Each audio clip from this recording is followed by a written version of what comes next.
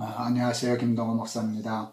오늘 하나님의 은혜를 사모해서 날마다 기막힌 새벽에 나와서 은혜를 갈망하는 여러분들에게 하나님의 오늘도 충분한 은혜를 주실 줄을 믿습니다.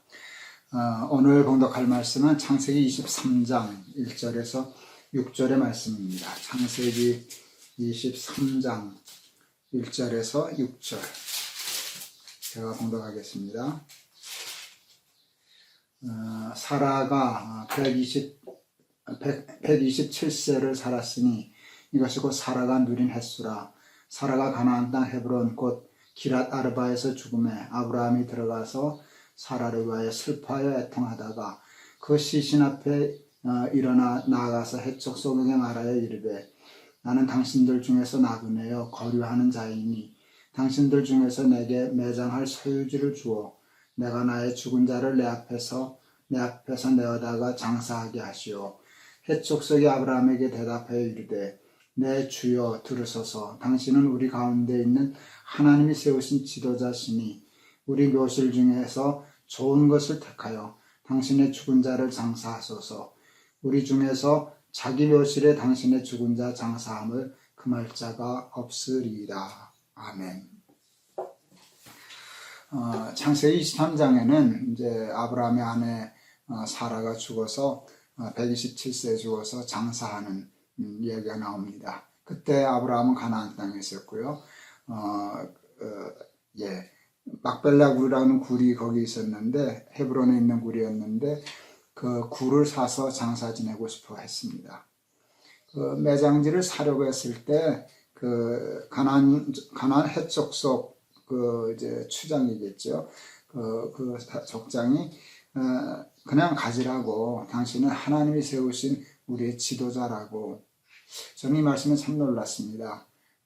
본토 친척 아비 집을 떠났는데 결국 가나안 이방 땅에 갔는데 거기서도 인정을 받는 하나님의 지도자, 하나님이 세우신 하나님의 지도자로 인정받았다는 것이 참 얼마나 놀라운 일인지 모르겠습니다. 성경에 보면 목사와 장로를 택할 때 주신 그 말씀 중에 하나가 외인들에게서도 선한 증거를 얻은 자라야 할지니라. 저는 이 말씀이 참 좋습니다. 교회 안에서뿐만 아니라 믿지 않는 사람들에게까지도 인정을 받는 그런 사람이 되어야 장로가 될 수 있고 또 목사가 될 수 있다. 이제 그렇게 말씀하시는데 장로가 될 수 있다고 하시는데 여러분 아브라함 벌써 그와 같은 복을 이미 받았습니다. 그런데 아브라함은 사양하고 그 막벨라 굴의 값이 약 400세겔이었는데 그거 받지 않겠다고 그랬는데 지불합니다. 한 세겔은 그 당시 노동자 4일분의 임금이었다고 합니다. 지금 대충 계산하면 한 2, 3억 정도 되는 게 아닌가 이렇게 생각합니다. 그것을 사양했습니다. 그리고 그 가격을 정당한 가격을 다 지불하고 아내 사라를 위하여 막벨라 굴을 사서 가족의 장지로 삼았습니다. 제가 좋아하고 삶의 원칙으로 삼고 있는 말씀 중에 하나는 시편 128편 1절과 2절의 말씀입니다. 여호와를 경외하며 그 도에 행하는 자마다 복이 있도다. 내가 내 손이 수고한 대로 먹을 것이라 복되고 형통하리로다. 저는 처음에 이 말을 잘 이해하지 못했습니다. 복이란 손이 수고하지 않고 먹는 것인데 내가 수고 안 했는데 받은 걸 무슨 복을 이렇게 받았나 그렇게 얘기할 수 있는데 어떻게 자기 손이 수고한 그 이상도 아니고 수고한 대로 먹는 것이 복이 될 수 있는가. 저는 이게 도무지 이해가 가지 않았습니다. 그런데 나중에 이 말씀이 우리의 삶에 매우 중요한 원칙이 된다는 것을 알게 되었고 제 삶의 가장 중요한 원칙 중에 하나로 삼게 되었습니다. 세상에는 보면 손이 수고하여도 수고한 대로 먹지 못하는 사람들이 너무나 많습니다. 참으로 많은 사람들이 수고는 열심히 하는데 수고를 하지 않아서 먹지 못하는 것은 혹 자기 책임이라고 할 수 있습니다. 그런데 수고했는데 수고한 만큼의 정당한 대가를 받지 못해서 고생하는 것은 세상의 책임입니다. 우리들의 책임입니다. 아프리카 케냐에 간 적이 있었습니다. 커피 농장을 구경 갔었는데요. 젊은 흑인 청년 하나가 큰 마대자루에 커피를 한가득 들고 자기보다 큰 마대자루를 들고 낑낑거리며 땡볕에 땀을 뻘뻘 흘리며 그것을 옮기고 있는 것을 보았습니다. 얼마나 힘들까? 저렇게 땡볕에 땀 흘리고 그런 생각을 했습니다. 그런데 그때 선교사님을 통해서 저들의 하루 임금이 1불 미만이라는 얘기를 듣게 되었습니다. 세상에는 왜 그런 일들이 일어나는 것일까요? 세상의 노동이든 물건이든 정당한 대가를 지불하지 않고 구매하려는 사람들이 많기 때문입니다. 그래서 요즘에는 공정무역이라는 게 일어나기 시작했죠. 그렇게 하지 말고 저들에게 정당한 임금을 지불하고 이렇게 구입하자라고 하는 운동인데 저는 굉장히 중요한 일이라고 생각합니다. 사람들은 기회만 있다면 남이 고생하든 말든 남의 대가를 받든 말든 나만 싸게 나만 이익을 얻으면 된다는 생각에 팽배했기 때문에 힘 있는 사람들에게 그런 것들이 몰려가기 때문에 가난하고 약한 사람들은 점점 수고하여도 먹을 수 없는 세상이 되어가고 있는 것입니다. 가끔 시장에 가보면 덤핑 물건들이 수북히 쌓여 있는 것을 볼 수 있습니다. 생산비의 몇 분의 1, 그것도 아닌 가격에 나와 팔리는 물건들이 참 많이 있습니다. 저는 그런 물건을 볼 때마다 좀 마음이 불편했습니다. 누가 망했구나. 누가 어떠한 이유에서든지 자기의 정당한 노동의 대가를 받지 못하고 망했구나. 물론 그 책임이 자기 자신에게 있을 수도 있습니다. 하지만 그래도 마음은 편치 않았습니다. 아브라함은 거저 얻을 수 있었던 막벨나무를 거저 주겠다는데도 정당한 가격을 지불하고 매입하였습니다. 그냥 흘려 넘어갈 수도 있는 일이지만 저는 이 말씀이 참 마음에 깊이 들어왔습니다. 남의 도움으로 남의 손해로 이익 보지 않겠다라고 하는 게 아브라함의 아마 삶의 철학이었던 것 같습니다. 남이야 손해를 보든 말든 망하든 말든 나에게만 이익이 된다면 그것을 횡재와 행운이라고 생각하는 세상 속에서 물건이든지 사람의 노동이든지 무엇이든지 간에 정당한 대가 지불을 할 줄 알았던 아브라함과 같은 사람이 되었으면 참 좋겠습니다. 그리고 수고한 이상의 대가를 받는 것을 능력이라고 생각하는 사람이 되지 않았으면 좋겠습니다. 이것도 문제 아닙니까? 하나님은 수고한 만큼만 받아라 그러는데 어떤 사람들은 수고한 것이 열인데 받는 것은 천일 수도 있고 만일 수도 있고 요즘은 억일 수도 있습니다. 물론 그 수고한 가치를 정확히 평가한다는 게 어렵겠지만 그냥 객관적으로 그렇습니다. 여러분 수고한 대로 먹을 수 있는 세상을 위해서 여러분 노력해 주시길 바랍니다. 수고한 대로 먹지 못하는 가난한 사람들, 어려운 사람들의 형편을 긍휼히 여겨주시기를 바랍니다. 그리고 여러분이 좀 능력이 있다고 해서 필요 이상의 것을 수고한 이상의 것을 얻으려고 하는 욕심을 버리시고 하나님이 주시는 것에 만족하며 사는 사람 되실 수 있기를 바랍니다. 남의 불행을 통해서 행복해지려고 하지 마십시오. 애들 장난처럼 그러지 않습니까? 너의 불행은 나의 행복, 내 행복은 나의 불행. 근데 그게 인간의 본심입니다. 남의 손해로 자기의 이익을 삼으려고 하지 마십시오. 여러분 열심히 노력해서 정당한 대가를 받으면 족한 줄 알고 그 이상의 것을 탐내지 마시기를 바랍니다. 남의 실패를 나의 성공의 발판으로 삼지 마십시오. 남이 실패한 걸 밟고 일어서지 말고 내가 열심히 노력하고 열심히 해서 하나님의 복을 받아서 세상의 인정을 받아서 올라서는 사람이 되실 수 있기를 바랍니다.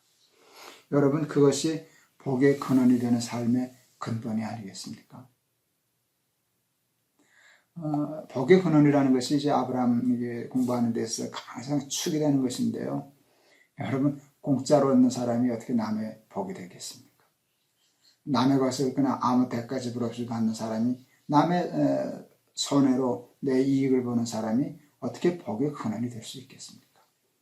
아브라함처럼 하나님은 우리도 세상에 복이 되는 사람 되기를 원하십니다.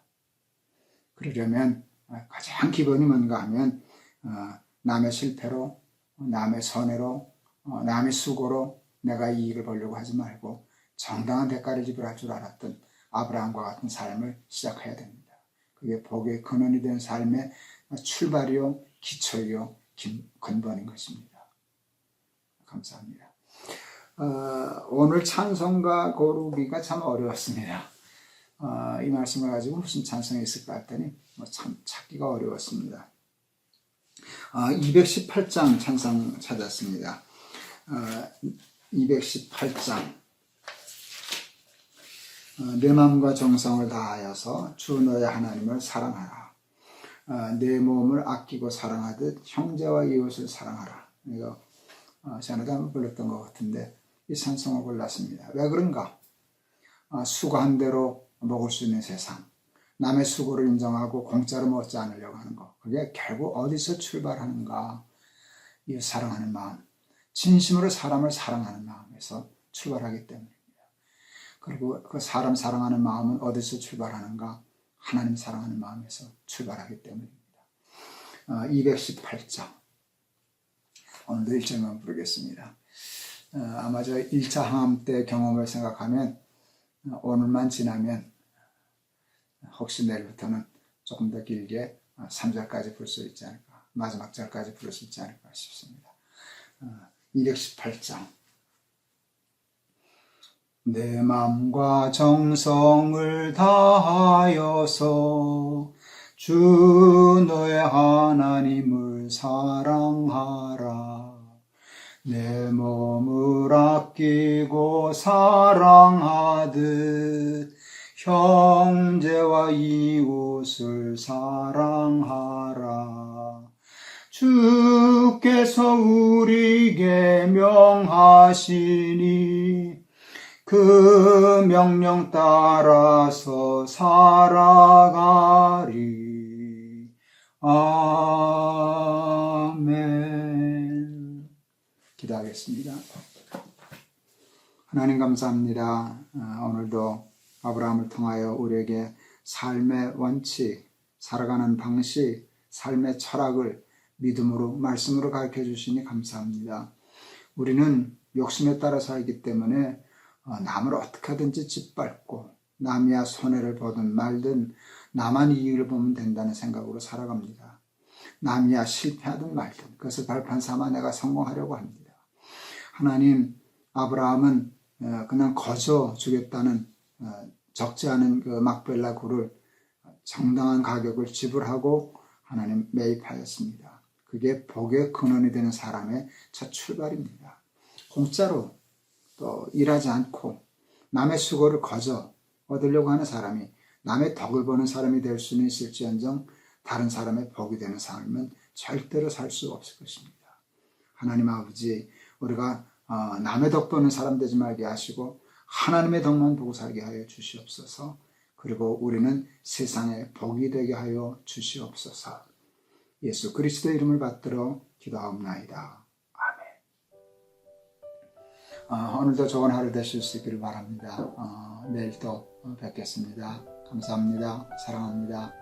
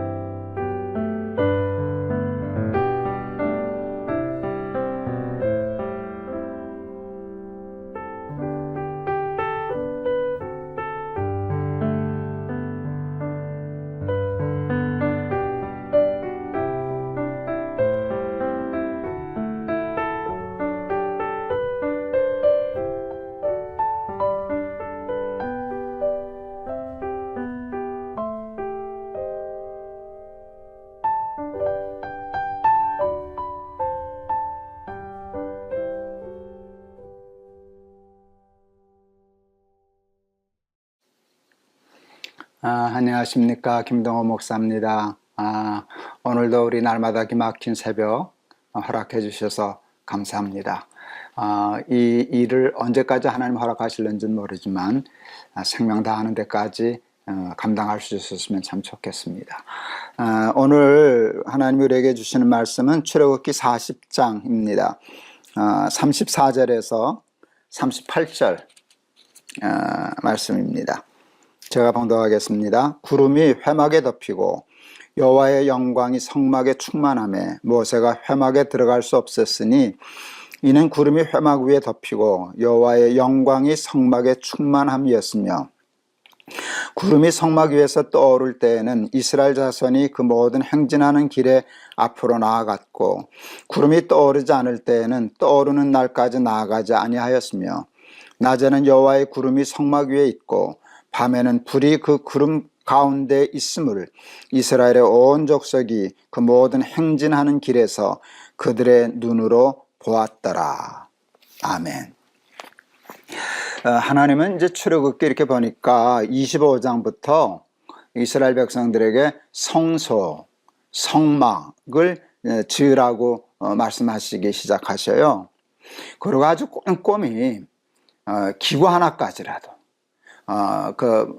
이렇게 부삽까지라도 불똥 담아드는 우리말로 하면 쓰레기통 같은 것까지라도 아주 세세히 규격을 말씀하시고 사양을 말씀하시고 또 그것을 만드는 재료까지 하나님이 꼼꼼히 일러주시는 말씀이 기록되어 있습니다. 35장부터는요 그 말씀이 이제 반복되는 것 같은데요, 똑같은 말씀이 반복되는데요, 그게 다른 게 뭔가 하면 35장 이전에는 이렇게 성막을 만들라, 그러니까 동사가 있으면 만들라라는 내용이고요, 35장부터는 이스라엘 백성들이 그렇게 말씀하신 대로 만들다에 대한 기록이 기록되어 있어요. 그래서 이렇게 보면은요 35장 이전과 이후와 거의 똑같은 말씀이 반복되는 것 같아요. 안식일에 대한 거라든지 성막에 대한 거라든지 그것이 규격과 치수 그대로 다시 반복되는 것 같은데, 중요한 것은 35장 이전의 말씀은 만들라의 말씀이었고 35장 이후에는 이거 매우 중요한데요, 그대로 만들다입니다. 이스라엘 백성들이 그 말씀하신 것을 치수 하나도 어기지 않고 사양 하나도 자기 마음대로 바꾸지 않고 말씀하신 대로 정성껏 최선을 다하여 그 성막과 기구와 그 물건들을 만들었다는 것입니다. 말씀하신 대로 꼭 그대로 언약궤를 만들고 꼭 그대로 등잔대를 만들고 꼭 그대로 제단을 만들고 번제단도 만들고 꼭 그대로 울타리를 만들고 꼭 그대로 제사장의 옷도 만들었습니다. 그래서 이렇게 쭉 읽다 보니까요 매우 중요한 단어 말씀이 나오더라고요. 39장 7절 여호와께서 모세에게 명하신 대로 하였더라. 39장 21절 여호와께서 모세에게 명령하신 대로 하였더라. 39장 31절 똑같습니다. 여호와께서 모세에게 명령하신 대로 하였더라. 39장 43절에는 아주 귀한 말씀이 있어요. 모세가 그 마친 모든 것을 본즉 여호와께서 명령하신 대로 되었으므로 모세가 그들에게 축복하였더라. 하나님이 하신 말씀 그대로 준행하였더니 모세가 그걸 보고 너무 좋아서 축복하였더라. 성막을 지을 때 중요한 것은요 말씀대로입니다. 말씀대로. 저는 광고 중에 그 광고가 참 마음에 와닿더라고요. 뭐 광고하면서 이해가 되든 안 되든 그냥 순종하려고 하는 것이었는데 자꾸 생각하다가 또 잊었습니다. 이건 어쨌든 우리 살다 보면 하나님의 말씀이 이해가 되기도 하고 이게 좀 다시 고치고 싶은데 그냥 하렵니다. 다시 녹화하고 싶은데 그냥 하렵니다. 괜찮죠, 여러분? 하나님이 말씀하신 대로 순종한다는 게 그게 그렇게 쉽지 않습니다. 왜냐하면 우리의 생각이 있기 때문에 그렇습니다. 우리의 상식이 있기 때문에 그렇습니다. 그래서 자꾸 고치고 싶어요. 수정하고 싶어요. 손대고 싶어요. 타협하고 싶어요. 그래서 어떤 것으로든지 조금씩 이렇게 변화를 시키려고 합니다. 근데 하나님의 말씀은 완벽하여 한 점 보탤 것도 없고 한 점 뺄 것도 없는 말씀이지 않습니까? 그런데 우리의 섣부른 생각으로 한 점을 보태거나 한 점을 빼면 하나님의 말씀이 불완전해집니다. 그렇게 되면 그 말씀의 능력이 우리에게서 사라지게 됩니다. 오늘 우리 이 출애굽기 오늘 이 말씀에서 배워야 할 것은요, 말씀한 대로 그대로 치수 하나도 어기지 않고 그냥 그 말씀에 순종하여 이스라엘 백성들이 성막을 지었다. 우리 믿음에 보이지 않는 성막은 그렇게 짓는 겁니다. 이해가 되면 이해가 되는 대로, 이해가 되지 않으면 이해가 되지 않는 그대로 그냥 하나님 믿어드리는 거예요. 그리고 말씀하는 거예요.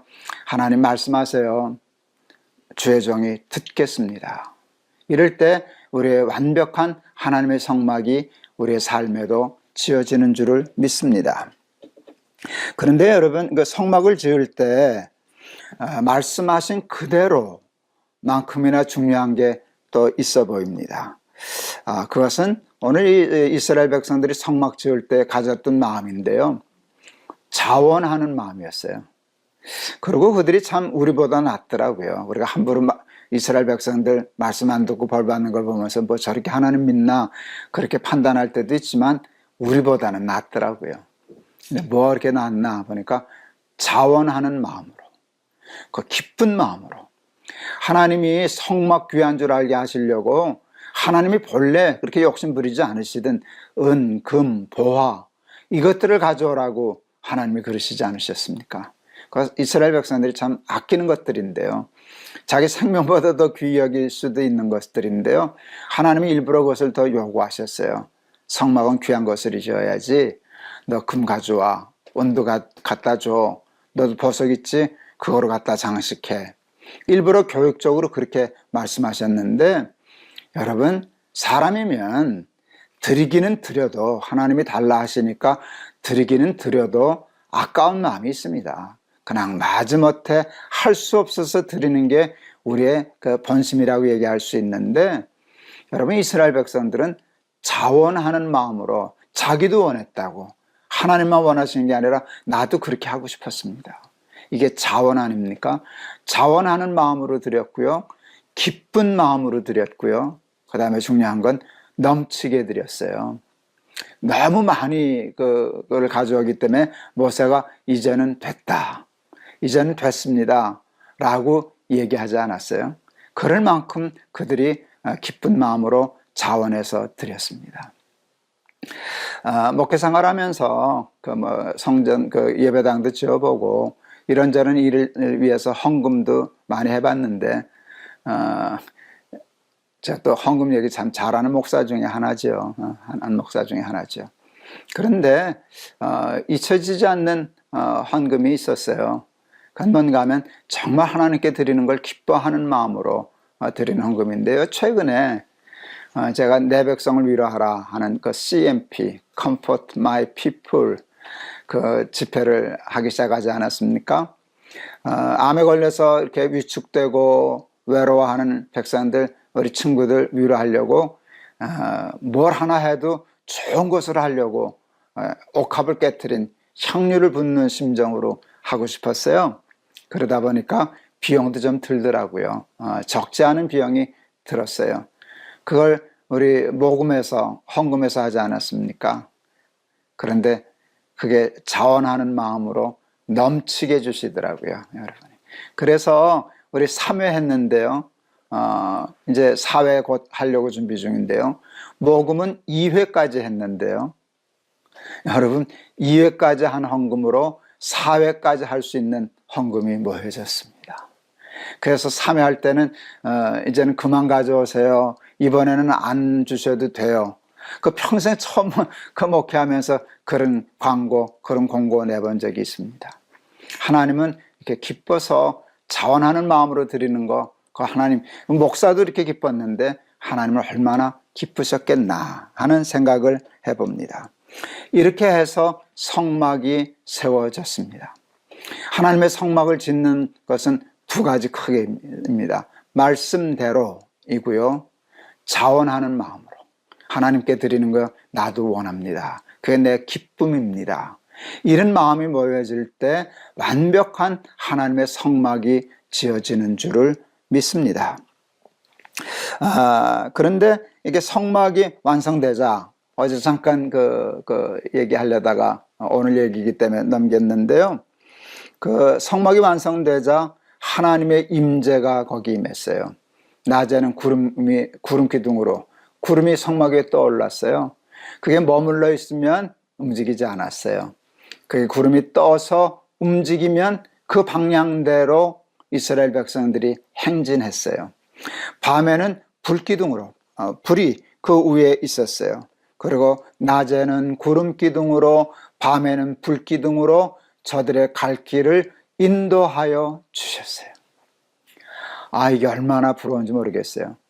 어디 가야 할는지, 무엇을 해야 할는지, 어떻게 해야 할는지 방황하는 우리 인생들에게 하나님이 그렇게 임재하셔서 신경 쓸 것 없이 하나님이 움직이시면 따라 움직이고, 하나님이 머무시면 따라 머물면 되는 그런 삶 살 수 있다면 그게 얼마나 큰 축복이겠습니까? 근데 우리에게는 성막이 부재하기 때문에, 하나님의 임재를 경험하지 못하기 때문에 불안하고 또 실수하고, 그리고 상처받고 아픔을 당하고 고난을 당하고 그러는 것이 아니겠습니까? 저도 성막 지었으면 좋겠습니다. 하나님의 임재가 늘 함께 하셔서 어디를 가든지 무엇을 하든지 하나님 여호와가 함께하는 그 축복 누리고 싶습니다. 그러기 위하여 오늘 두 가지 기억합니다. 말씀대로 살아봐야지. 하다가 못하면 또 회개하고 울고 붙잡고 또 도전해봐야지. 실수 하나도 어기지 말아야지. 이해가 되면 이해가 되는 대로, 안 되면 아는 대로 순종해봐야지. 그리고 하나님께 대하여 인색한 마음 갖지 않아야지. 자원하는 마음 갖고 하나님의 성막 하나하나 지어봐야지. 그래서 그렇게 살다가 언제 하나님 앞에 갈는지 모르지만 하나님 앞에 가는 마지막 순간까지 하나님의 성막, 하나님의 임재, 하나님의 구름, 하나님의 불기둥, 그거 나도 체험하면서 살아가는 복 받아보고 싶습니다. 여러분, 우리 사랑하는 날마다 기막힌 새벽 친구 여러분들도 그렇게 살아서 그런 복을 함께 누리는 저와 여러분들 다 되실 수 있기를 축원합니다. 오늘 찬송 440장 골랐습니다. 찬송가, 이렇게 우리 날마다 기막힌 새벽에서 이렇게 찬송가 한 장씩 골라서 부르는 그 재미도 참 좋으네요. 너무 좋으네요. 찬송이 이렇게 좋은지 여러분 잘 아셨죠? 440장, 어디든지 예수 나를 이끌면 어디든지 예수 함께 가려네. 어디든지 예수 나를 이끌면 어디든지 예수 함께 가려네. 예수 함께 아니 가면 낙없고 예수님과 동행하면 겁없네. 어디를 가든지 겁낼 것 없네. 어디든지 예수 함께 가려네. 세상 친구 모두 나를 떠나도 주와 동행하면 외로움 없겠네. 가는 길이 위태하고 험해도 어디든지 예수 함께 가려네. 어디를 가든지 겁낼 것 없네. 어디든지 예수 함께 가려네. 어두운 그늘 나를 애워쌀 때에 주가 함께 계심 믿고 자려네.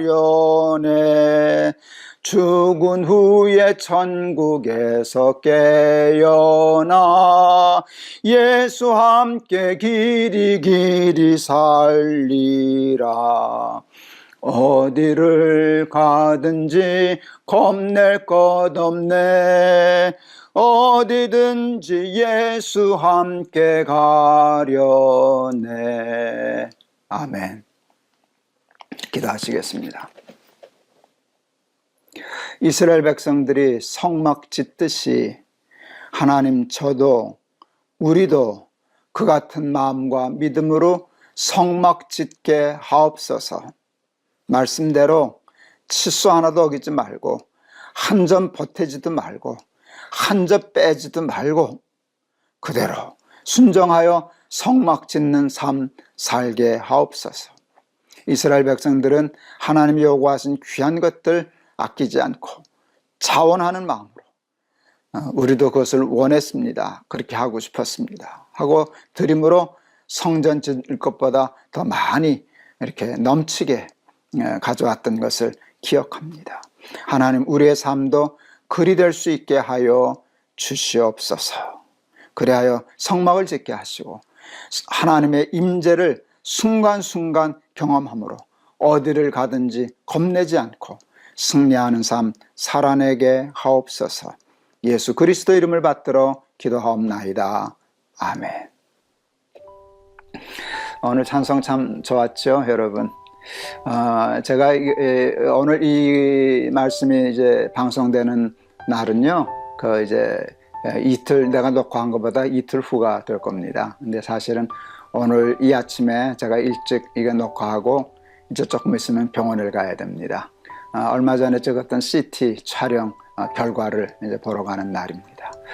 잘 넘어가 줄런지 또 뭐 걸려서 뭐가 또 문제가 될런지 하는 두 가지 중에 하나인데, 이 말이 참 좋으네요. 어디를 가든지 문제없이 잘 되면 감사하고, 또 혹시 내가 원치는 않지만 좀 문제가 생겨도 그 문제가 생겨서 문제가 아니라 그 길도 예수님과 함께 가면 겁없네.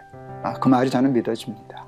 그렇게 되면 범사가 감사하고 항상 기뻐할 수 있는 삶 살아내지 않겠나, 이렇게 생각해서 하나님이 뭐 이제 어젯밤도 잠 잘 잤습니다.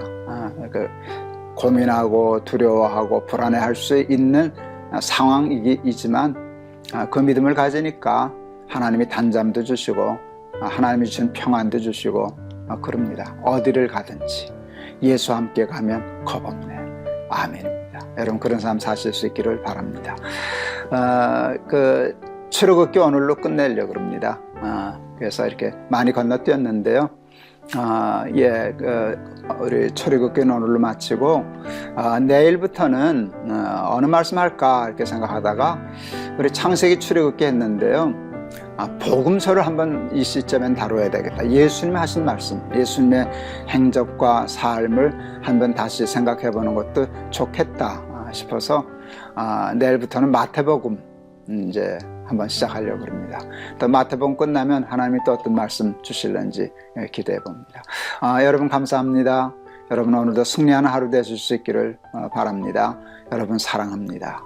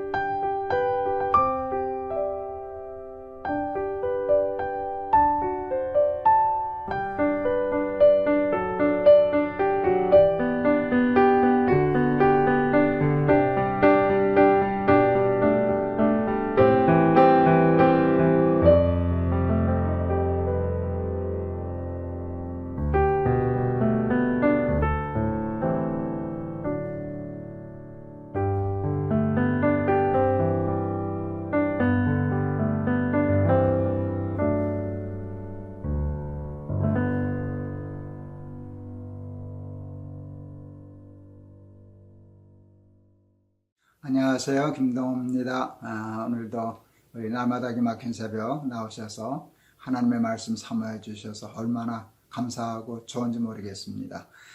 여러분 건강한 믿음의 삶에 하나님의 예비하신 축복의 은혜들이 이렇게 충만하게 되리라 이렇게 믿습니다.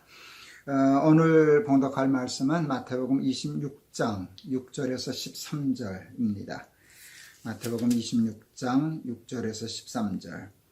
예수께서 베다니 나병 환자 시몬의 집에 계실 때에 한 여자가 매우 귀한 향유 한 옥합을 가지고 나와서 식사하시는 예수의 머리에 부으니 제자들이 보고 분개하여 이르되 무슨 의도로 이것을 허비하느냐, 이것을 비싼 값에 팔아 가난한 자들에게 줄 수 있었겠도다 하거늘 예수께서 아시고 그들에게 이르시되 너희가 어찌하여 이 여자를 괴롭게 하느냐, 그가 내게 좋은 일을 하였느니라. 가난한 자들은 항상 너희와 함께 있거니와 나는 항상 함께 있지 아니하리라. 이 여자가 내 몸에 이 향유를 부은 것은 내 장례를 위하여 함이니라. 내가 진실로 너희에게 이르노니 온 천하에 어디서든지 이 복음이 전파되는 곳에서는 이 여자가 행한 일도 말하여 그를 기억하리라 하시니라. 아멘. 예수님이 그 베다니에 그 시몬이라고 하는 나병 환자 집에 계셨답니다.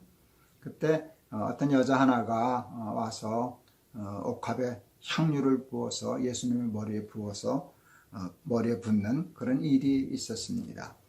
마가복음에도 이 말씀이 기록되어 있는데요. 반복되고 있는데 마가복음에 의하면 조금 더 세밀해요. 그냥 옥합을 깨서 향유를 부었고요. 그때 그 여인이 쏟아부은 향유의 값이 300데나리온이었다라고 하는 것을 밝히고 있습니다.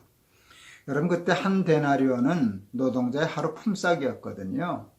그러니까 이 여인이 예수님께 쏟은 향유의 값은 보통 노동자의 301분의 그 가치였으니까 그냥 보통 노동자의 1년 연봉이라고 생각하면 아마 될 겁니다. 그러니까 엄청난 돈의 것이었습니다.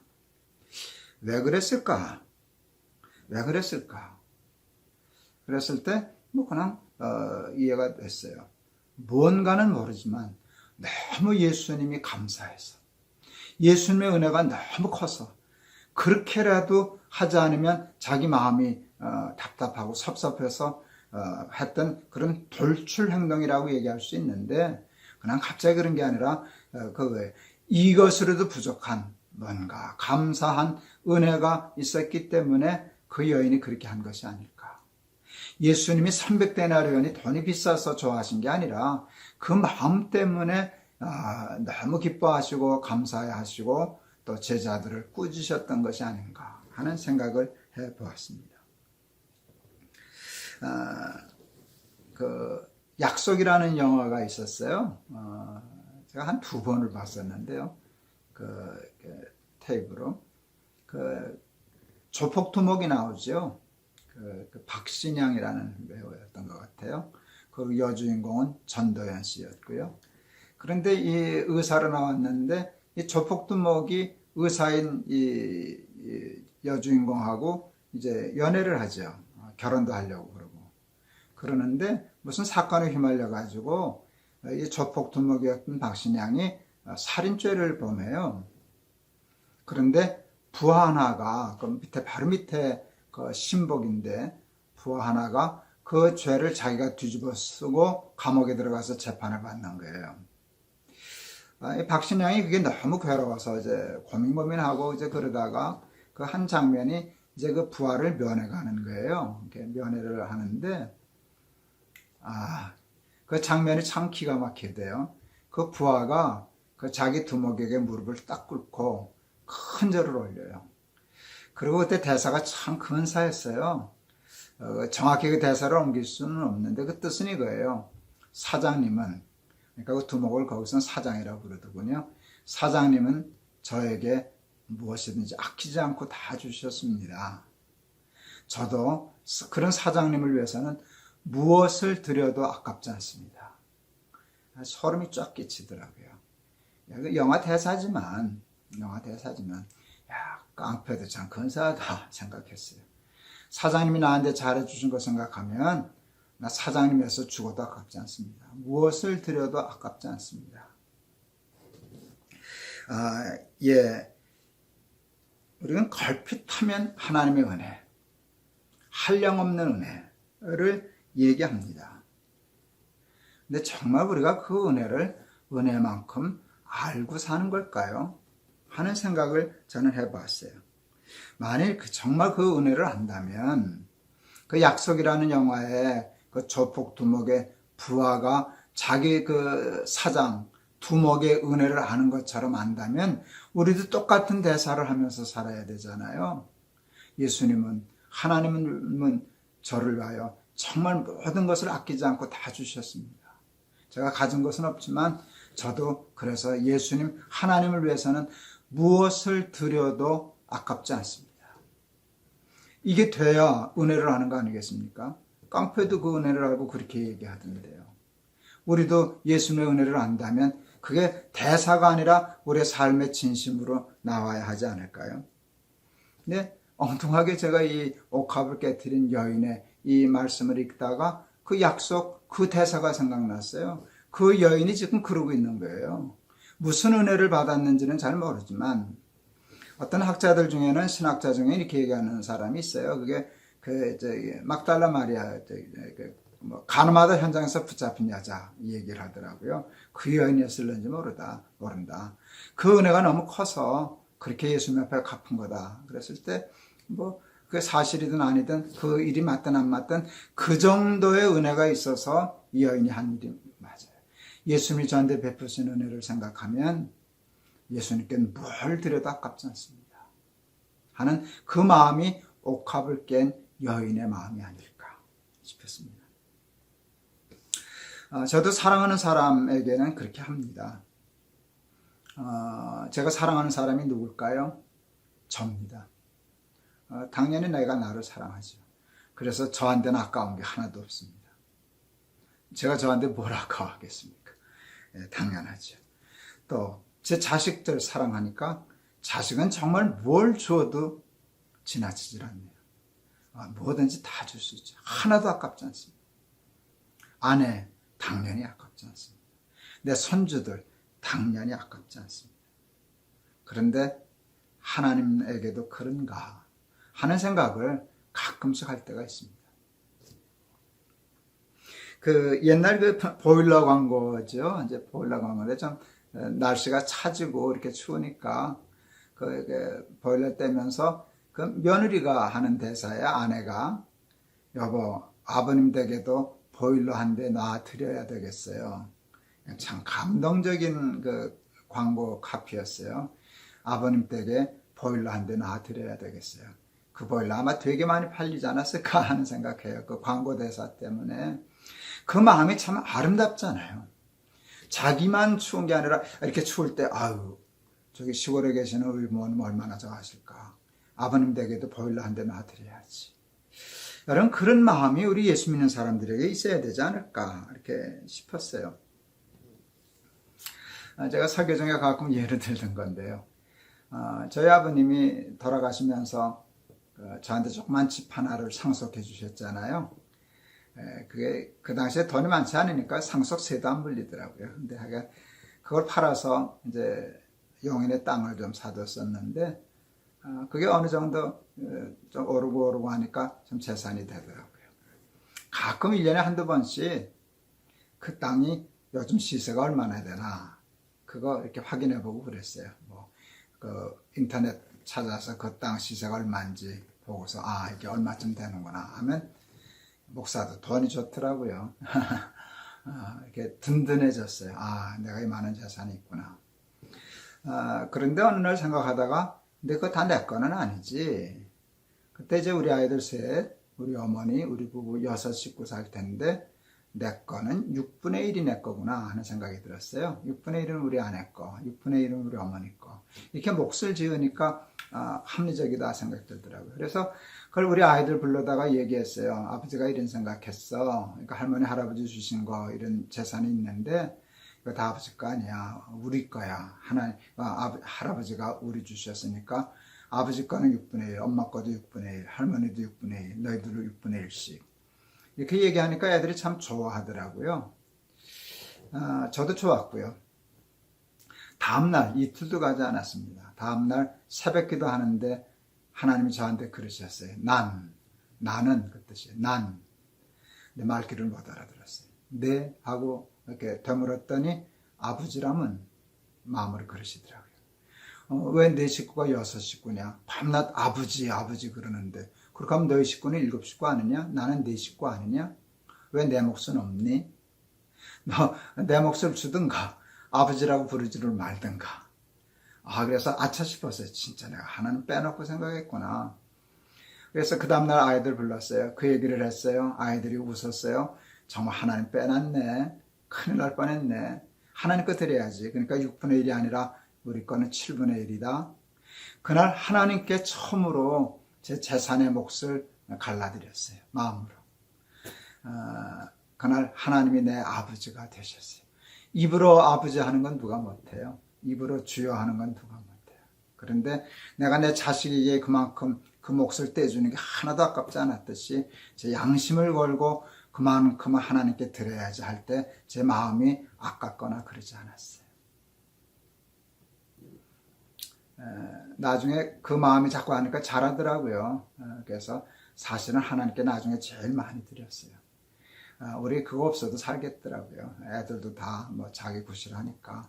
그래서 이제 재단도 세우고, 그래서 그 거의 하나님께 다 드리고, 그랬었는데, 사랑한다면, 하나님 사랑하고, 마음을 다하고, 뜻을 다하고, 정성을 다하여, 하나님 사랑하라. 그러셨는데, 사랑한다면 가장 소중한 것, 무엇을 드려도 아깝지 않습니다.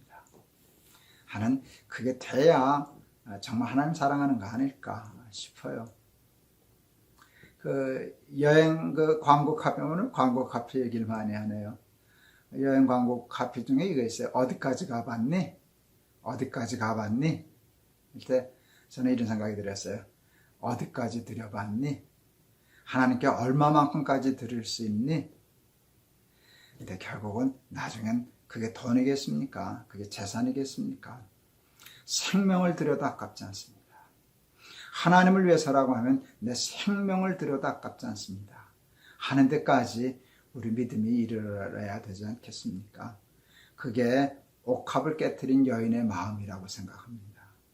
우리 그런 마음으로 하나님을 사랑하고 하나님 섬기고 하나님께 드리고 그렇게 예수 믿으면서 살아가는 저와 여러분이 되었으면 참 좋겠습니다. 어제 불렀던 찬송 또 부르려고 합니다. 값비싼 향유를 주께 드린 막달라 마리아 본받아서 211장. 근데 어제도 그 찬송하면서 그랬지만 2절 3절은 연약한 자에게 힘을 주고, 그러니까 하나님께 드리는 것이 연약한 자에게 주는 것. 어제하고도 연결이 되잖아요. 그렇죠? 낮은 대로 흘려보내는 것이 곧 나에게 한 것이다. 하나님께 드리려고 할 때 그러면 어디다 드려야 되나? 그랬을 때 어디다 쓰는 것이 하나님을 위해서 쓰는 건가 할 때 나보다 낮은데, 나보다 어려운데로 흘려보내면 그게 하나님께 향유를 옥합을 쏟아붓는 일이 되겠다 싶습니다. 211장 값비싼 향유를 주께 드린 막달라 마리아 본받아서 향기로운 산제물 주님께 바치리. 사랑의 주 내 주님께 연약한 자에게 힘을 주고 어두운 세상에 빛을 비춰 성실과 인내로 내 형제 이끌림. 사랑의 주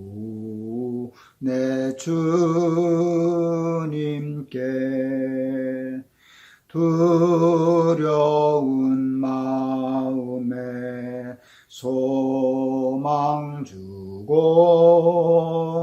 슬픔에 쌓인 자 위로하며 길 잃은 자들을 친절히 이끌리 사랑의 주 내 주님께 인생의 황혼이 깃들어서 이 땅의 수고가 끝날 때에 주님을 섬기다 평안히 가리다 사랑의 주 내 주님께. 아멘. 기도하시겠습니다. 옥합을 깬 여인처럼 하나님의 은혜에 감격할 줄 아는 사람 되게 하여 주옵소서. 하나님께 감사한 마음이 북받쳐서 하나님께는 무엇을 드려도 아깝지 않습니다. 하는 그 믿음의 지경에 우리도 다다르게 하여 주시옵소서. 예수 그리스도 이름을 받들어 기도하옵나이다. 아멘. 우리의 믿음이, 저와 우리 사랑하는 날마다 기막힌 새벽 우리 친구 여러분들의 믿음이 옥합을 깬 여인의 그 마음과 그 믿음에 다다를 수 있기를 바랍니다.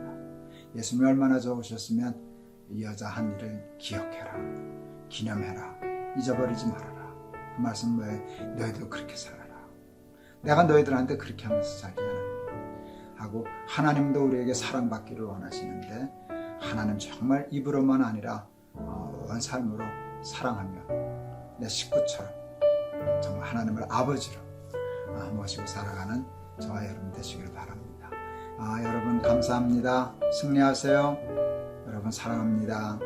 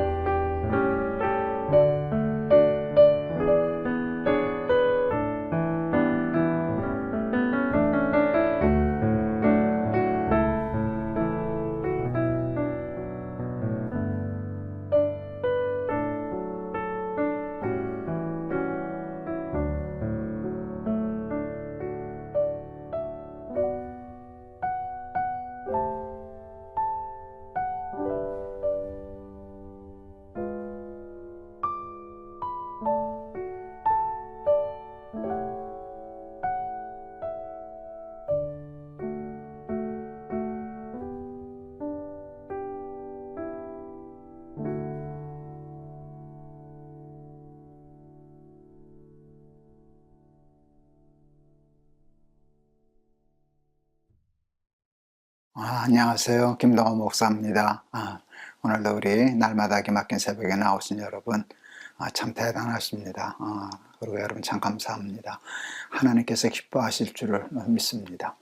하나님께서 기쁘셔서 오늘도 우리에게 필요한 일용할 양식, 큰 은혜 주실 줄 믿습니다. 오늘 주신 말씀은 시편 64편 1절에서 10절까지 제가 봉독하겠습니다. 하나님이여, 내가 근심하는 소리를 들으시고 원수의 두려움에서 나의 생명을 보존하소서. 주는 악을 꾀하는 자들의 음모에서 나를 숨겨주시고 악을 행하는 자들의 소동에서 나를 감추어 주소서. 그들이 칼같이 자기 혀를 연마하며 화살같이 독한 말로 겨누고 숨은 곳에서 온전한 자를 쏘며 갑자기 쏘고 두려워하지 아니하는도다. 그들은 악한 목적으로 서로 격려하며 남몰래 올무놓기를 함께 의논하고 하는 말이 누가 우리를 버리려 하며, 그들은 죄악을 꾸미며 이르기를 우리가 묘책을 찾았다 하나니 각 사람의 속뜻과 마음이 깊도다. 그러나 하나님이 그들을 쏘시리니 그들이 갑자기 화살에 상하리로다. 이러므로 그들이 엎드러지리니 그들의 혀가 그들을 해함이라. 그들을 보는 자가 다 머리를 흔들리로다. 모든 사람이 두려워하여 하나님의 일을 선포하며 그의 행하심을 깊이 생각하리로다.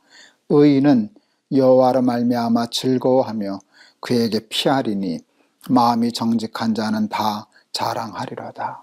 아멘.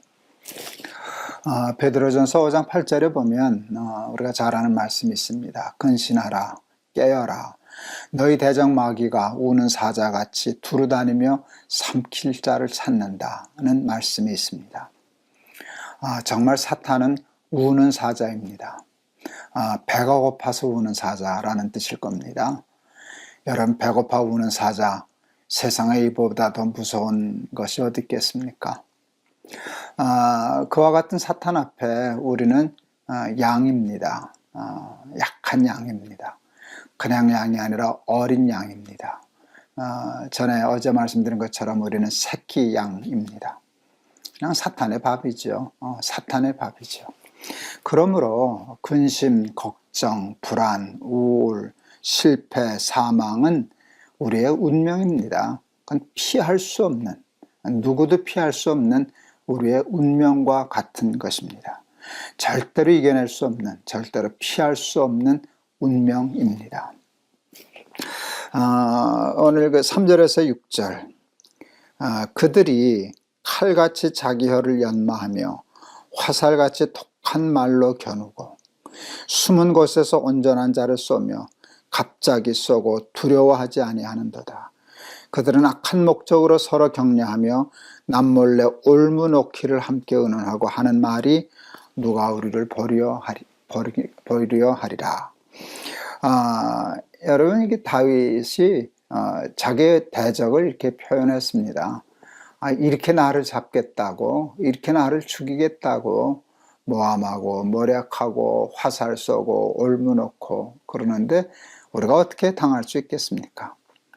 제 삶도 돌이켜보니 그랬습니다. 제가 말년에 좀 큰 교회 목회하고 이렇게 교회가 부흥하는 교회를 하니까 어느 분이 페이스북에 목사님도 고생해 보셨어요 라고 해서 웃은 적이 있습니다. 제가 꽃마차 타고 산 줄로 생각하는 분들도 있더라고요. 근데 인생은 그런 게 아닙니다. 남보기 좋아 보여도 사람이 걸머져야 할 고난의 무게는 똑같습니다. 그렇게 70년을 살아왔습니다. 단 몇 초, 몇 분도 버틸 힘이 없었던 제가 70년을 생존해서 여기까지 왔다는 그걸 생각하면 그런 기적입니다. 도저히 있을 수 없는 기적입니다. 저는 정말로 그렇게 생각합니다. 세상에 기적 하는데 내가 이 험한 세상에서 무너지지 않고 넘어졌다가도 다시 일어서고 오늘 여기까지 있어서 생존하고 오늘 이 방송을 한다는 게 기적 아니겠습니까? 저는 정말로 그렇게 생각합니다. 왜 그런 일이 일어날 수 있었을까? 왜 그랬을까? 생존율 제로인 세상에서 어떻게 100%의 생존을 지금 하고 있을까? 다윗의 생각과 고백을 1절과 2절에서 찾아볼 수 있습니다. 하나님이여 내가 근심하는 소리를 들으시고 원수의 두려움에서 나의 생명을 보존하소서. 2절 주는 악을 꾀하는 자들의 음모에서 나를 숨겨주시고 악을 행하는 자들의 소동에서 나를 감추어 주소서. 이게 답이구나 하는 것을 알게 되었어요. 이 기도와 기도의 응답이 생존의 비밀이고 비결이고 그랬습니다. 의인은 별로. 그래서 다윗은 이렇게 고백합니다. 의인은 여호와로 말미암아 즐거워하며 그에게 피하리니 마음이 정직한 자는 다 자랑하리로다. 오늘은 이렇게 설교하는 것보다 찬송을 한 장 더 부르면 좋겠다 하는 생각이 들었어요. 오늘 말씀을 준비하는데 찬송가 2장이 마음에 와닿더라고요. 하나는 486장 이 세상 험하고 나 비록 약하나 늘 기도 힘쓰면 큰 권능 얻겠네. 이 찬송이 이렇게 마음에 와서 그 찬송 불러야지 생각했었어요. 근데 말씀을 준비하다 보니까 또 한 찬송이 마음에 떠올랐어요. 400장 험한 시험불 속에서 나를 건져주시고 큰 풍랑 지나도록 나를 숨겨주소서.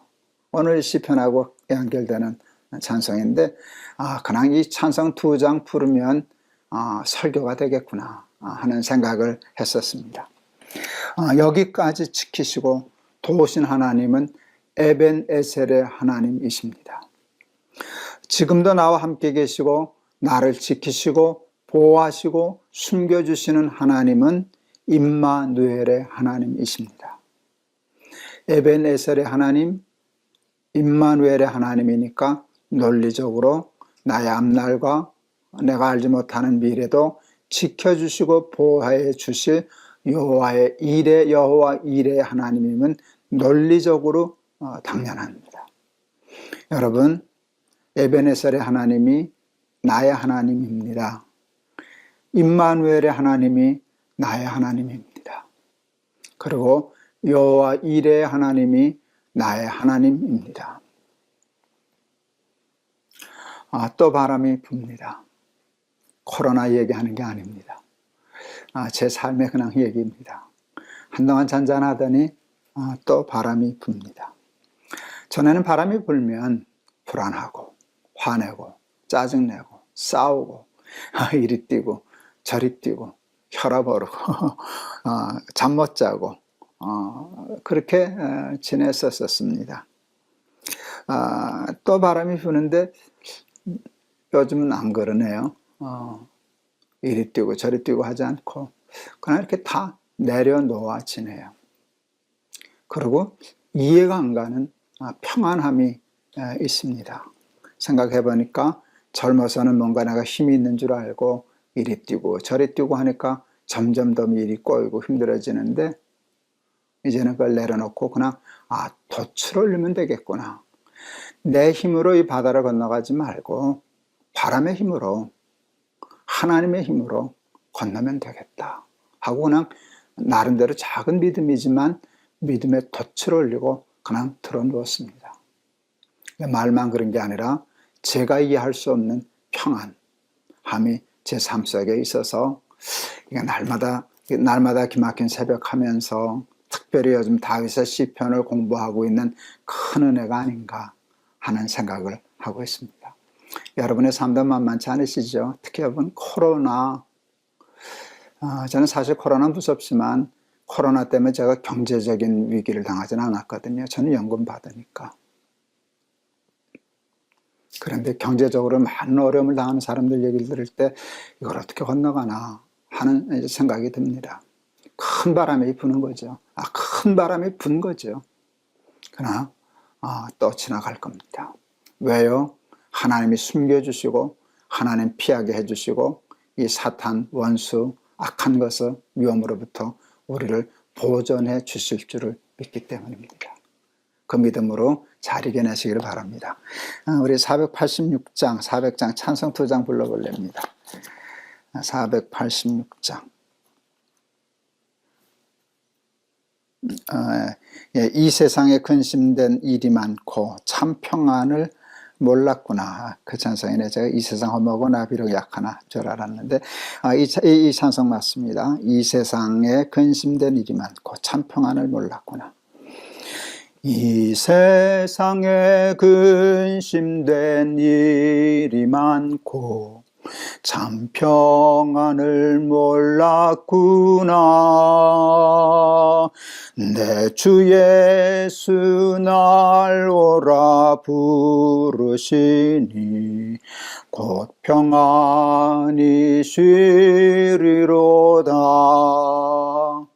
주 예수의 구원의 은혜로다. 참 기쁘고 즐겁구나. 그 은혜를 영원히 누리겠네. 곧 평안히 쉬리로다. 이 세상에 곤고한 일이 많고 참 쉬는 날 없었구나. 내 주 예수 날 사랑하시오니 곧 평안히 쉬리로다. 주 예수의 구원의 은혜로다. 참 기쁘고 즐겁구나. 그 은혜를 영원히 누리겠네. 곧 평안히 쉬리로다. 이 세상에 죄악된 일이 많고 참 죽을 쌓였구나. 내 주 예수 날 건져주시오니 곧 평안히 쉬리로다. 주 예수의 구원의 은혜로다. 참 기쁘고 즐겁구나. 그 은혜를 영원히 누리겠네. 곧 평안히 쉬리로다. 아멘. 우리 400장, 400장입니다. 제가 400장 험한 시험 물속에서 험한 시험 물속에서 나를 건져주시고 하는 찬송 하나 오늘 더 불러보렵니다. 험한 시험 물속에서 나를 건져주시고 노한 풍랑 지나도록 나를 숨겨주소서. 주여 나를 돌보시사 고이 품어주시고 험한 풍파 지나도록 나를 숨겨주소서. 권세 능력 무한하사 모든 시험 이기고 풍랑까지 다스리는 주님 앞에 비나니 주여 나를 돌보시사 고이 품어주시고 험한 풍파 지나도록 나를 숨겨주소서. 죄악길에 빠진 이 몸 캄캄한 데 헤매며 부르짖는 나의 원 들으소서 내 주여. 주여 나를 돌보시사 고이 품어주시고 험한 풍파 지나도록 나를 숨겨주소서. 아멘. 기도하겠습니다. 사탄은 우는 사자처럼, 배가 고파 우는 사자처럼 삼킬 자를 찾아 두루다닙니다. 우리는 그에게 들킨 어린 양과 같습니다. 험한 풍파, 시험, 이겨낼 수 없는 고난과 역경의 바다를 항해합니다. 생존율 제로입니다. 살 가능성 전혀 없는데 70까지 살았습니다. 돌이켜보니 잘 살았습니다. 하나님으로부터 받은 복도 참 많습니다. 이유는 단 하나밖에 없습니다. 하나님이 보존해 주시고, 하나님이 지켜주시고, 하나님이 감추어 주시고, 하나님이 피하게 해주셔서 여기까지 왔사오니, 그 하나님이 임마누엘의 하나님으로 나와 함께 계시오니 나의 모든 삶도 여호와 이레의 하나님이 축복하여 지켜주실 줄을 믿습니다. 그 믿음으로 이 험한 풍파를 이겨 살아 풍랑 중에도 주가 주시는 평강의 복을 누리게 하옵소서. 예수 그리스도 이름을 받들어 기도하옵나이다. 아멘. 험한 풍파 지나도록 나를 숨겨주소서. 오늘 우리들이 불러야 할 정말 찬송이 아닌가 싶습니다. 힘들지만 꼭 죽을 것 같지만 여러분 죽지 않습니다. 하나님이 계시지 않습니까?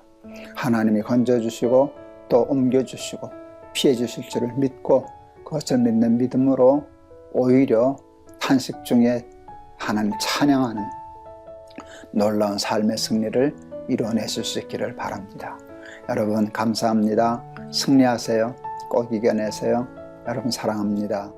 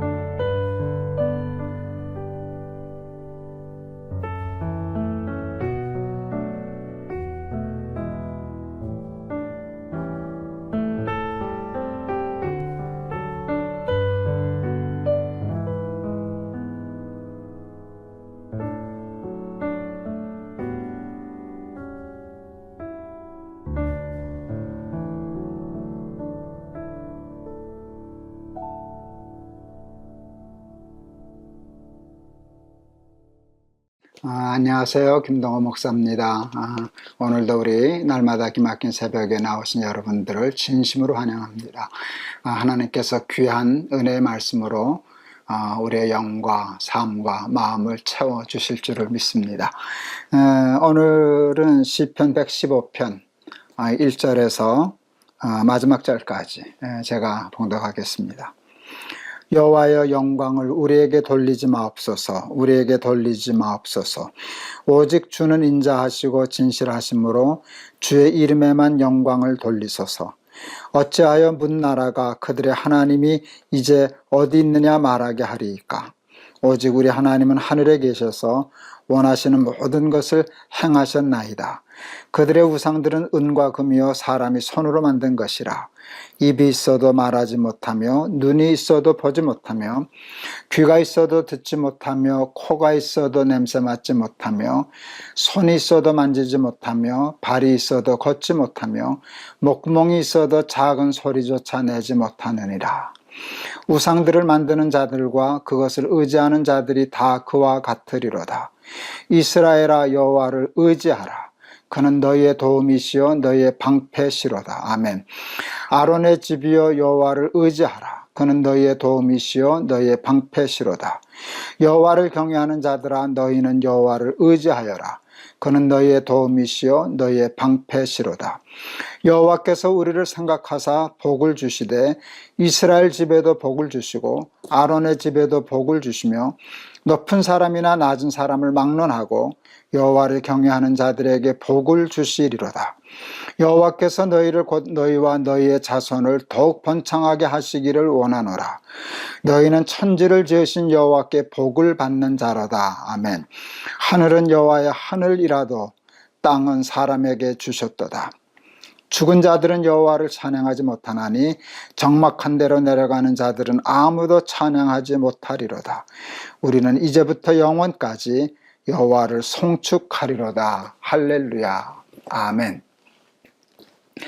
하나님은 그 십계명을 우리에게 주셨는데 제1계명이 나 외에 다른 신들을 내게 두지 말지니라, 이 말씀이죠. 2절도 뭐 같은 맥락인데 우상 만들어 섬기지 말아라 하는 것입니다.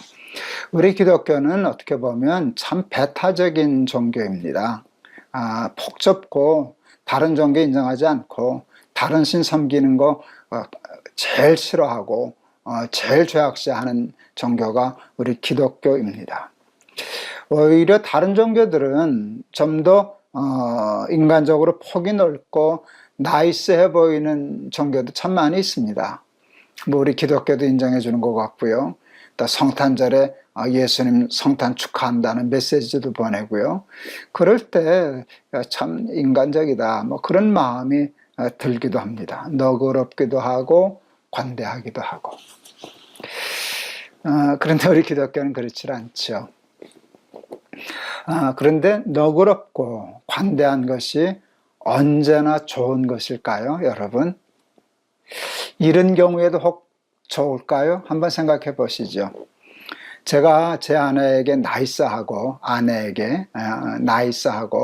관대하고 아주 폭넓은 근사한 남편이 되겠답시고 아내에게 이렇게 얘기하면 어떨까요?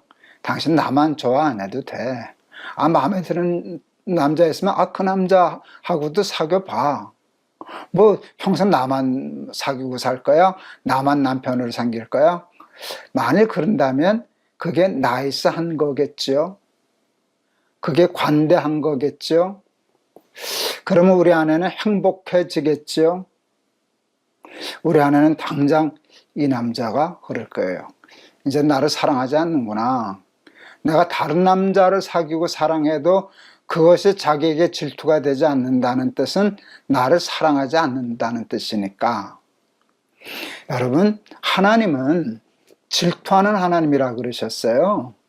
이게 질투라는 말 잘 쓰기 어려운 말이잖아요. 제가 얼마 전에도 한번 질투에 대한 글을 썼었는데요. 질투는 참 옹졸한 사람이 하는 거거든요. 그런데 그 옹졸한 사람이 하는 질투를 하나님이 스스로 나는 질투한다 라고 말씀하셨어요. 그것은 남 잘 되는 걸 못 보는 게 아니고요. 우리를 사랑하시기 때문에 당신이 사랑하는 당신의 자녀가 하나님 외에 다른 것들을 사랑하는 꼴을 못 보신다는 것이거든요. 여러분, 저는 거기서 소름 끼치는 하나님의 사랑, 하나님이 내가 뭔데? 나 같은 걸 그냥 피조물인데, 하나님과 같은 하나님도 아닌데, 신도 아닌데, 피조물인데 그렇게 사랑하시나 하는 하나님의 사랑을 깨닫게 되었습니다. 질투하시는 하나님에게서 우리는 기독교의 본질을 찾을 수 있습니다. 세상의 어떤 신도 사람을 이렇게 사랑할 수는 없죠. 어느 종교도. 하나님이 우리를 정말 당신의 자녀로, 영적 신부로 사랑하시는 하나님이어서 나만 사랑해, 나만 바라봐, 나만 의지해 그러시는 하나님이신 줄을 믿습니다. 하나님은 애초부터 창조하실 때 우리를 당신의 자녀로 창조하셨잖아요, 여러분. 그래서 당신의 형상대로 만드시고 그 다음에 또 당신의 생기를, 당신의 혼과 영을 불어넣어 주셔서 당신과 대화할 수 있는 하나님의 자녀로, 하나님의 동반자로, 하나님의 당신의 신부로 우리를 창조해 주셨어요. 여러분, 이 하나님이 창조하신 모든 피조물 중에 사람보다 높은 피조물은 없어요. 사람보다 큰 피조물은 없어요. 그러므로 여러분, 우리에게 복이 될 만한 것도 없고요, 복을 줄 수 있는 힘과 능력을 가진 것도 세상엔 없어요. 하나님이 아예 만들질 않으셨어요. 하나님의 욕심은요, 나만 바라봐, 나만 믿고 살아, 나만 바라보고 살아, 나 외에 누구도 너를 도울 수 없어, 이렇게 만드셨거든요. 그러므로 우상 다 소용없어요. 왜? 우리에게 도움을 주고 우리에게 복이 될 수 있는 것은 세상에 하나도 없기 때문에. 세상은 우리가 복을 주어야 할, 우리가 복의 근원이 되어서 축복해야 할 대상이지 거기서부터 복을 받을 대상은 아니에요. 여러분, 우리에게 복의 근원이 되시고 우리에게 복을 주시고 주실 수 있는 분은 오직 여호와 하나님 한 분뿐이심을 여러분 결단코 잊지 마시기를 바랍니다. 제가 전에도 몇 번 얘기했지만 저희 아이가 한동대 갔다가 한국 사회가 학연, 지연, 선배, 인연을 꼽는 걸 알고 한동대 이제 중퇴하고 그만두고 다른 대학 가려고 그랬던 적이 있었죠. 그러다가 기도원에 가서 도움을 구하러 애굽으로 내려가는 자는 화 있을진저 하는 말씀을 응답으로 받고 그냥 내려와서 한동대 무사히 졸업했다가 하나님으로부터 큰 상 받았다는 간증 제가 자랑처럼 했던 기억이 있을 겁니다. 그때 제가 제 아이에게 그렇게 얘기했어요. 아빠는 내가 선배 덕 보는 거 싫어. 학교 덕 보는 거 싫어.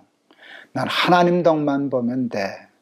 학교와 세상이 네 덕을 보게 해야지. 그 얘기에서 내려보냈던 기억이 있습니다. 우리는 하나님 덕만 보면 됩니다. 하나님만이 우리를 축복하실 수 있고 하나님만이 우리에게 복을 주십니다. 하나님은 우리가 세상에 하나님 외에 다른 곳에서 복을 기대하는 것조차 싫어하시고 원치 않으십니다. 그런데 여러분, 세상은 우리에게 복을 주지 못하는데도 불구하고 우리가 세상이 복을 주는 것처럼 세상을 의지하고 따라가고 우상처럼 섬기게 되면 어떤 일이 일어나는가? 그것의 노예가 됩니다. 우리가 하나님처럼 섬기는 것이 있어요. 그게 그 중에 하나가 돈이죠. 여러분, 돈이 좋죠. 근데 돈을 너무 좋아해서 만몬 신이 되면 사람은 돈의 노예가 됩니다. 많은 사람들이 돈의 노예로 살아가죠. 제가 우리 창세기 출애굽기 날기세 할 때 매우 중요한 교훈으로 우리 같이 생각했던 게 있어요. 출애굽기에 제일 가는 교훈이 뭔가? 하나님보다 더 사랑하면 그것의 종이 되고 노예가 된다라는 것이었어요. 하나님이 7년 흉년 때에 피하라고 요셉 미리 보내시고 또 고센 땅에 정착하게 하셔서 그 7년 부손 흉년을 피하게 하셨죠. 이스라엘 백성들이 요셉 때문에 요셉 덕에 고센 땅에서 아주 편안히 잘 살았죠. 흉년이 끝났을 때 하나님은 다시 가나안으로 돌아가기를 원하셨을 거예요. 그런데 이스라엘 백성들은 돌아가지 않았지요. 왜요? 하나님의 땅 가나안보다 바로의 땅 고센 땅이 훨씬 더 자기에게 유리하고 좋아 보였기 때문이었어요. 그래서 가나안으로 가지 않고 고센 땅을 택했지요. 처음에는 좋았어요. 그런데 나중엔 고센 땅의 종이 되었잖아요. 노예가 되었잖아요. 이게 출애굽기의 교훈이에요. 돈 그냥 잘 쓰면 돼요. 뭐 돈 구태여 나빠할 거 없지 않아요? 또 세상에 사람들 친하게 지내고 같이 동력하면 좋지요. 그렇지만 그 자리에서 벗어나서 돈을 하나님처럼 하나님보다 더 신뢰하거나 사람의 힘을 더 하나님보다 의지하거나 하면 결국은 그 사람의 종이 되고 돈의 노예가 된다는 사실을 우리는 한시도 잊어서는 아니 될 겁니다. 하나님만 섬기면 하나님이 어떤 복을 주시나. 오늘 여기 14절에 보니까 우리 어제 읽었던 그 말씀 속에서도 그 말씀이 나오는데 저는 참 좋더라고요. 14절 여호와께서 너희를 곧 너희와 너희의 자손을 더욱 번창하게 하시기를 원하노라. 여호와께서 너희를, 그러니까 내가 우선 복을 받고요, 그 다음에 하나 더 주셔요. 더 귀한 거예요. 너희 자손을 번창하게 하시기를 원하노라. 저는 제가 복 받는 것도 좋지만 우리 자식이 복을 받으면 좋겠어요. 저 때문에. 제가 하나님만 믿다가 그 복을 받아서 그 복이 차고 넘쳐서 내 자손에게까지 미친다면 그게 얼마나 근사한 일이겠어요. 근데 하나님이 그 복을 약속하시네요. 세상 믿지 않고 우상 섬기지 않고 나만 믿고 섬기면 내가 너만 아니라 내 자손까지 축복해 주마. 그 다음에 이 말씀이 참 마음에 와 닿았어요. 우리는 이제부터 영원까지 여호와를 송축하리로다. 할렐루야. 여호와를 찬양한다 하는 것이에요. 여러분, 찬양은 축복이죠. 이건 승리잖아요. 감사잖아요. 간증이잖아요. 너 세상 의지하고 살면 끝내 찬양할 수 없어. 잠시는 좋을 것 같지만 나중에는 울음이 찾아올 거야. 탄식이 찾아올 거야. 절망이 찾아올 거야. 그러나 하나님을 믿고 살아가면 너 하나님 찬양하게 될 거야. 여러분, 저는 이 복 받고 싶어요. 저는 사랑하는 우리 날마다 기막힌 새벽 우리 친구들, 우리 가족들이 다 이 복을 받았으면 좋겠어요. 그러기 위해서 하나님 외에는 누구도 하나님으로 삼지 말고 내 위에는 나에게 복 주실 분은 오직 하나님 한 분뿐이심을 믿고 고집하면서 살아서 하나님의 약속하신 축복의 증인들이 다 되실 수 있기를 주의 이름으로 축원합니다. 세상에 있는 모든 것들은 내가 하나님께 비로 축복해야 할 대상들이지 거기서 내가 복을 받아낼 수 있는 대상은 아무것도 없다. 하나님이 우리를 그렇게 창조하셨다. 하나님이 질투하는 하나님이셔서 당신만 바라보고 살게 창조하셨다. 나만 바라봐. 내가 다 줄 거야. 나만 내게 복을 줄 수 있어. 누구도 내게 복을 주지 못하게 할 거야. 이게 하나님의 창조의 원리이신데 이 사실을 믿고 하나님만 믿고 섬겨서 하나님의 약속하신 축복의 증인들이 다 되실 수 있기를 축원합니다. 오늘 우리 322장 제가 찬송 골랐습니다. 세상의 헛된 신을 버리고 하나님 이름 높여 기리세 하는 찬송입니다. 세상의 헛된 신을 버리고 하나님 이름 높여 기리세 온 천하 백성 모두 나와서 다 같이 하나님만 섬기세 세상의 헛된 우상 버리고 인간의 모든 부귀영화와 거짓과 불의 모두 버리고 온전히 하나님만 섬기세. 주님의 백성 서로 헤아려 시기와 미움 아주 버리고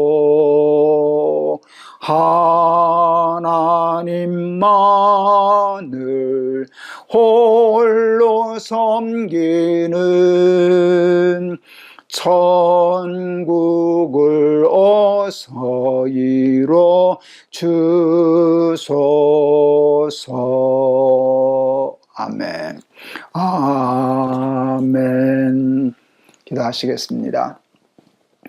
하나님 감사합니다. 하나님이 우리를 사랑하셔서, 하나님 외에 누구도 사랑하는 것 싫어하셔서 나 외에 다른 신 두지 말아라, 우상 섬기면 안 된다, 나는 질투하는 하나님이다 말씀하시는 하나님을 만나게 하시니 감사합니다. 사람들은 하나님이 옹졸하시다고 생각할는지도 모르고 편협하다고 할는지도 모르지만 옹졸하셔서가 아니라, 편협하셔서가 아니라 우리를 사랑하시기 때문에 그러신다는 사실을 깨닫게 해주셔서 감사합니다.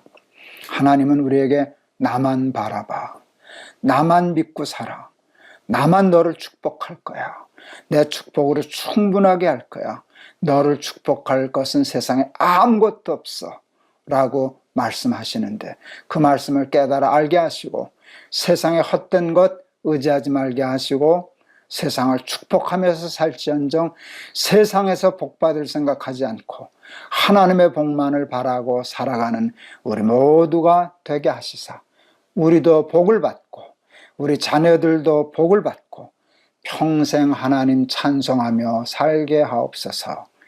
예수 그리스도 이름을 받들어 기도하옵나이다. 아멘. 오늘 말씀도 저한테는 참 좋았습니다. 하나님이 질투하신다는 게 얼마나 참 황송한 일이에요. 우리 같은 게 뭐라고. 그만큼 사랑하시고요. 하나님은 우리가 다른 사람의 도움 받는 거 싫어하셔요. 복을 다른 데서 구하는 거 질투하셔요. 그리고 하나님은 아예 그렇게 만들질 않으셨어요. 너를 축복할 수 있는 건 세상에 아무것도 없어. 내가 그렇게 만들질 않았어. 나는 그 꼴을 못 보거든. 나는 나한테서만 복을 받아야 돼. 그 하나님을 깨닫는 게 참 새삼스럽게 참 좋습니다. 하나님 한 분만으로 충분합니다. 넘칩니다. 하나님만이 우리의 찬양이 되시고 하나님만이 우리의 영 복이 되실 것입니다. 하나님으로 말미암아 찬송하고 자자손손 복받아 누리는 저와 여러분 되시길 바랍니다. 그럼 사실 오늘 이 방송은요, 이게 뭐 끊어지고 실수해서 다시 한 게 아니라 다 완성해서 우리 아이에게 보냈다가 아무래도 마음이 좀 부족해서 언제라도 완전한 건 없었지만, 그래서 아이에게 그거 내리고 이거 다시 하자 해서 다시 찍어보내는 겁니다.